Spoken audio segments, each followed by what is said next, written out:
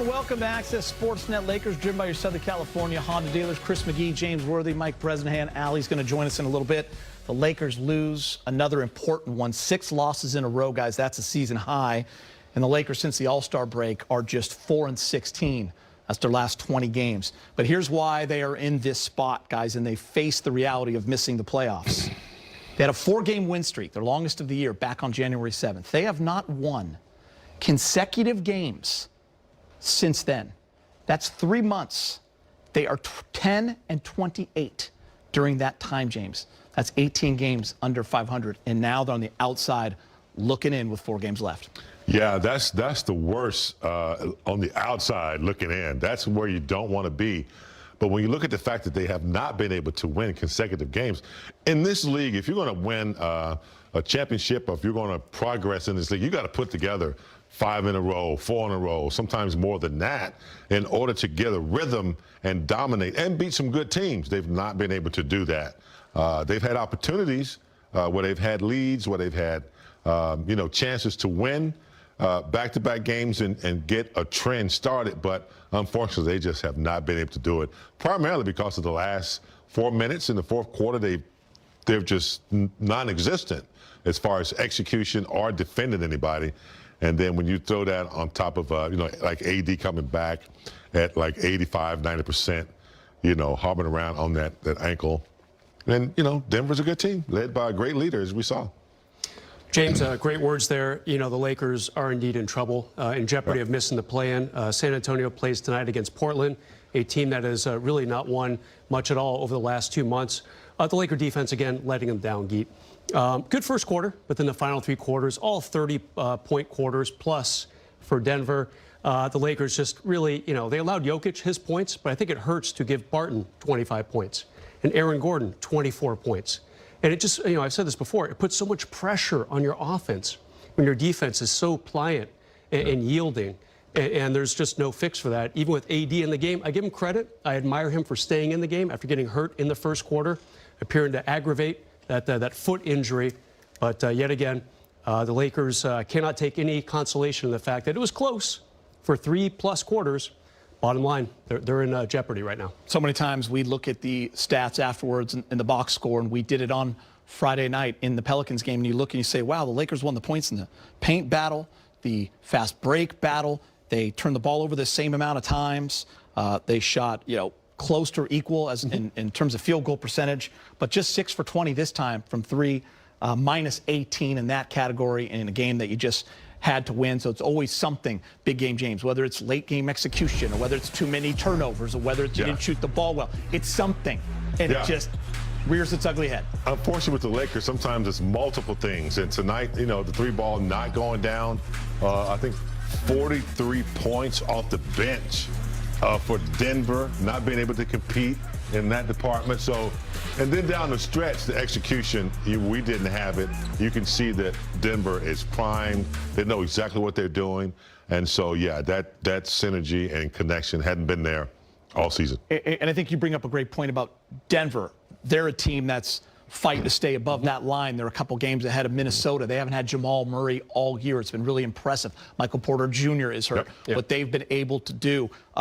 You mentioned the bench, big game, James. 3 guys in double figures. Talk about needing guys to step up, and they did. Barton, Gordon, and Jokic combined for 87 points. I mean, Jokic goes for 38 and 17 in this kind of a game. I don't know what Denver's future is in these playoffs, but you have to tip your hat to them, Brez. Yeah, and to think just a week or 2 ago, I said, no, Embiid should be the MVP and not Jokic. The Sixers have tumbled in the standings, whereas the Nuggets are starting to fight their way up through the West. Right now, they're in 5th. After winning today, they moved ahead of Utah, so that's a nice little bump for them. The problem for the Lakers is, defense aside and 3-point shooting aside, their schedule. They have 4 games left. They play at Phoenix on Tuesday, the #1 team in the West. Then they go on to Golden State, the #3 team in the West. Come home to play Oklahoma City. That's a different story. And then they finish at Denver, the 5th team in the West. So they have 3 of their 4 games, A, are on the road, and B, against teams that are still kind of fighting, and obviously very good teams as well. Phoenix on Tuesday wants to show the Lakers, hey, if you do get out of the play-in tournament and you finish 8th in the West, we're going to be right here. Yeah, it's interesting. You brought up the MVP race, and like Giannis is sitting over there going, "Hold my beer," and he's coming out and just being incredible. And then Jokic, 38 and 17 in this kind of a game on ABC. I don't know if he's getting the award, Big Game James, but what he's been able to do, you can't take anything away from him. Like I said, I don't know what they're going to do in the playoffs, but it's been impressive. The way he does it, Embiid, great player, dominant player, but it's the way Jokic does it. He controls the game from a center position, bring the ball up sometime, extremely efficient. You know, when he touches the ball, something's going to happen. He's either going to get fouled. He's a great decision maker in finding guys for shots. So when you have a great player like this, a leader, it does take a good supporting cast, and he has that. Yeah. That makes him look good at what he does, because he has guys around him that are knocking down shots, that are moving out the basketball and adhering to what he's doing on the court as well. So, yeah, he's a great player, man, great leader, and I think he's leading for the MVP candidate. We opened this post-game show up with the reality of where the Lakers are at, and we will show you when you look at the standings, they are in 11th place, Brez, and why this loss was important, especially that one to the Pelicans. The Pelicans are basically solidified there, I feel, at that 9 spot. They will host that game 9-10. T-Wolves and Clippers most likely are going to play in Minnesota to see who gets the 7th seed. You look at the Spurs, who are, 5-1 in their last 6. They've come up to 32 and 45. They play Portland tonight. So this will change tonight. If the Spurs win, that's what we're talking about. They put themselves 2 games ahead of the Lakers, and they own the tiebreaker with 4 to go. That means the Lakers would have to make up 3 games. That's why we've been harping on this for a few days. That means the Lakers would have to go 3-1, and the Spurs go 0-4 down the stretch, or the Lakers go 4-0 and the Spurs go 1-3. So if the Spurs win tonight, the Lakers really in the outside looking in. It's going to be really tough to make that. It's going to be really tough, and if you're San Antonio and you get the news that the Lakers just lost this game, that's got to be a little bit of incentive for you to go out and beat Portland tonight. So no one's going to try to help the Lakers, and it's a tough task if San Antonio wins tonight. What the Lakers would have to do, as you just explained, it's almost impossible when you get Phoenix coming. Yeah, that's another tough one that you're kind of looking at. You know, we mentioned this the other day, Brez. Rob and James were talking about it. Like, when you're needing teams, multiple teams to do you favors, it's just not a comfortable position to be in. Not only do you have to go out and win games and beat, Phoenix, the best team in the league, turn around, beat Golden State. Go back to Denver and win on the final day of the year. Like, those are all tough tasks, but now you need everyone else to do you favors. You need a Portland team to step up tonight and win. Not that they can't, but you need that as well. Yeah, Frank Vogel tried to sound optimistic after the loss 2 days ago to New Orleans. He said, hey, we still have some time. You know, we have to hope that San Antonio trips up, and we have to win games, too. So far today, the Lakers have lost. And it would be a surprise if San Antonio does trip up tonight. They're favored by about 14 or 15 points at home. DeJounte Murray did not even play the other day against Portland. They have a weird kind of back-to-back at home against the Trailblazers.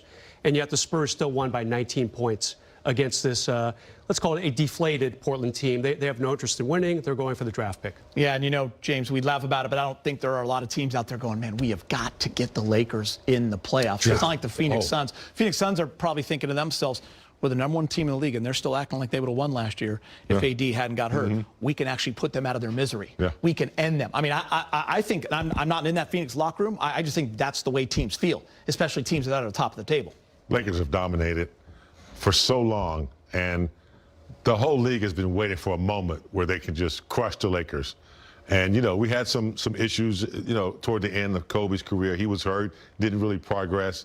And now, with this new team that they put together this year, and everyone had all the hype, and for them not to be in a situation where they're not in control of their own destiny, the Lakers not in control of their own, you know, and to have to rely on somebody else, I can't remember ever in Laker history that ever been an issue. James, that's why I gave you those numbers to start the show, because when I was at my desk, I was looking at all this, and I was thinking to myself, man, it's been 3 months since they've won consecutive games. They have to be the only team in the league that you can say that about. I'm like, how many games have there been? 28 games. They've only won 10 of them. When you look at that, you say, that's why you're not in the playoffs. That's why you're not in the playoffs. Yeah, and the defense has not held an opponent under 90 for over 2 months now. I'm sorry, under 100, even worse, right? And I know the NBA is all about scoring. And the Lakers have no problem putting up points, 118 points. That's a great game when you consider LeBron did not play and AD was hobbled through the final 3 quarters. But still, when your defense keeps allowing points in the